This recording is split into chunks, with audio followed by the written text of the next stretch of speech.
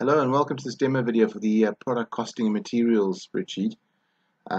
What this does is essentially it's created for those of you who have businesses making hampers or gift baskets or things like that. But obviously, if you have any kind of business where you're purchasing various materials and putting them together for the job, it could work well for you. But as I said, it's specifically designed for people making gift baskets, hampers, those type of things. Let me show you how it works. This is the first sheet. You can click on this image over here to watch this video, or you can use the red link below to watch it directly on YouTube. But once you purchase it, your business should be in there. Your business name should be in here. Here you've got the option to add in what kind of tax you would pay. So for argument's sake, here in the UK, it's just a VAT. So I was putting VAT there. If you've got GST or any other kind of tax, you can just type in the abbreviation of it over here. Tax rate, put in the rate of tax that you're charging. If you don't charge tax, but you still want to put VAT and put it at 0, and it'll just show 0 VAT balance. You put the VAT percentage in there. And over here you can select your preferred currency. So as you can see, we've got a few different options. We've selected the pound for this one. When you scroll down here, you've got two different markups. Now what this does is you can put in a code here. I've just put in A through to J, but you can put in any kind of code you like with the respective percentage markup next to it, which means that when you're creating a product, should you say that product is in markup code B, it'll add on 25%. If you say it's in markup code C, it'll add on 20%. So you can put in up to 10 different codes for your markup and attribute a percentage to each of them. You'll see later on how that works. Below there are the instructions. Please do take a look through those. The next tab at the bottom here, the red one, is the materials tab. Now I've already added some materials in there, so this is how this works. Your material code, you need to have a unique code for each one. Now this isn't necessarily a code of letters and numbers, but an actual code that you can understand. Here's the full material description, and then there's a smaller description, but it needs to be something that you can see and relate to what the full description is. So it needs to be a recognizable code, and you can't have the same code twice. If you do, let's just say for argument's sake we fill in yellow pacifier again, it'll show you that you got that code twice. You need to remove one of them. The reason for that is just so that you got all unique codes so that you can recognize which one you're actually looking for. So the way I've done it here, I've put it as if we're making up gift baskets for expectant mothers for newborn babies and things. So as you can see, we put in all the different material codes and all the different descriptions. And then this column here is just to check that column if it is an accessory. So for argument's sake, your disposable nappies and shampoos and pacifiers and things like that are all actual gifts. So those ones don't get ticked. But these ones here, say for argument's sake, the basket and the ribbon and the greeting card and so on, you can check those ones to say that those are accessories.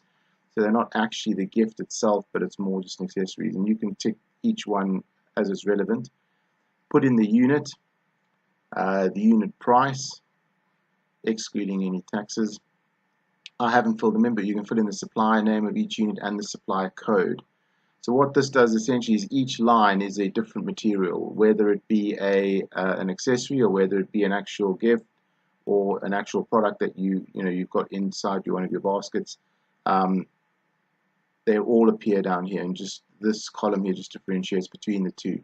But you can make up a list of all of your materials, and as you can see, there's 2,500 available lines for those, making sure that each code is unique and each code is recognizable as far as the material is concerned. So you know that blue ribbon, you know what that means. Once you've set up your product list like this, your materials list like this, you can click on the products, and this tab allows you to create a product. So we've already created 3, but let's create a new one just to show you how it's done. Let's just say I create a product called a special gift basket. There's the code, and this one is the full version. The full title is gift basket for special occasions. Now let's say the labor, this one's a little bit more labor intensive, so you can put on a cost of the labor. Now what it means by the labor is how much, what kind of value do you want to put down as far as making it's concerned, because obviously you've got to put this thing together and make it all up, so you need to put in a labor cost. So if you say, well, this labor cost is £40, and it says which markup do you want to use. Now remember, the markups on the intro sheet, we gave each one the different percentages relating to each code. So let's say, for the argument's sake, this one's one of these in code J. When you go back to there, all you do is you select, go down and select code J. You don't see where it's put it in, but it has in fact added on that markup, the respective markup. Now you come over here. Now you can add all the materials. So let's just say that we need a large basket. We can scroll down and go, there we go, large basket. One of them. What else does it have? Yellow plastic, 2 meters. Material code for the ribbon. Yellow ribbon, 2 meters. Let's say it's got some large nappies, and let's say 10 of them, and small nappies, 5 of those. And as you can see, each time your product price is going up accordingly. And then we can say, right, maybe there's some baby cream and there's 2 of those.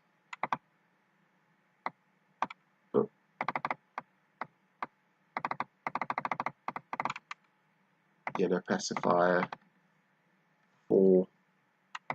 They don't necessarily have to be under the others. You can pick anything. You can just say, pick a greeting card there with the baby shampoo in this one. So they don't have to be underneath each other necessarily. It's just easier for you to see what's going on. They put 2 of those. So now all of a sudden that one is created. It's showing you what your product price is. And now you've successfully added a new product. Again, you don't want to have duplicate product codes. You want to make sure that they're all unique codes. But there you've now created a new product. And that's all you really need to do. The rest of it does it all for you. So as you click on the price list, you can see there you've got all your product codes, product names. It's got a breakdown of all the items that are in that product and all your material costs, labor costs, price list, and list price. List price, this is your excluding VAT price, and that's inclusive of VAT.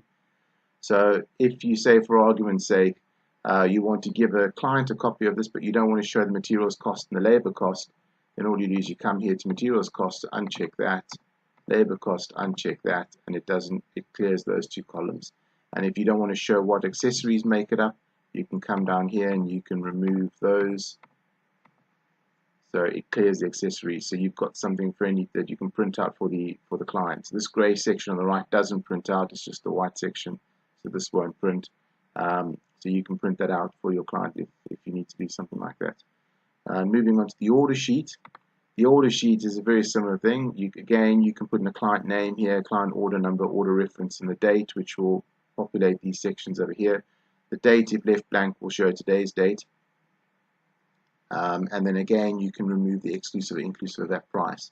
So all you do here is you just go down to the product code, select which one you want.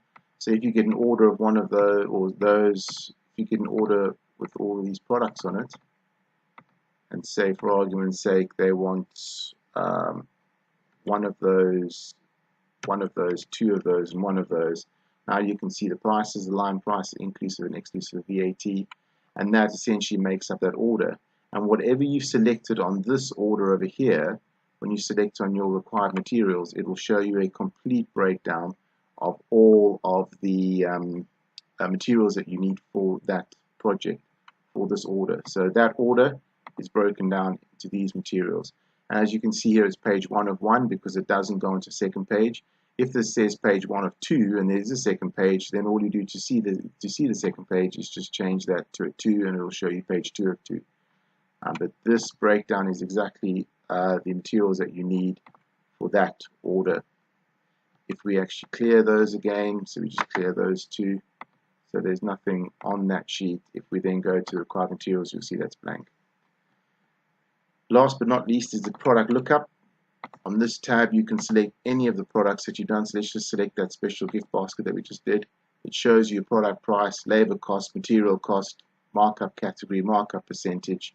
It shows you a breakdown of the funds, how the funds are broken down. So what part of the funds is labor, what's accessories, what's gift material, and what's markup. It's all shown there. And then you've got a breakdown. You've got different kinds of materials there as well, and all of the items that would appear in that gift basket, all of the accessories and gifts that you need to make up that gift basket. And all you need to do is just select at the top here which one of them you want to see, and it changes accordingly. So you've got your product lookup, you've got required materials for each order, you've got your order sheet to generate each order, you've got your price list, and all of these are automatically updated based on your product and materials. So if you actually went here and had looked at £70.80, say for your small gift basket, if you went here and said actually these nappies, let's find the nappies, there you go, large nappies, let's just say they are now £3.50 instead of £3. When you go back to your products, all of these prices are updated accordingly because now the new nappy price. So you don't have to go through each one and update it. Your price list has been updated, everything's updated accordingly. So yes, I hope you see the value in that. And if you have any questions, please do contact us. Otherwise, we wish you all the best with your company. Thank you. Goodbye.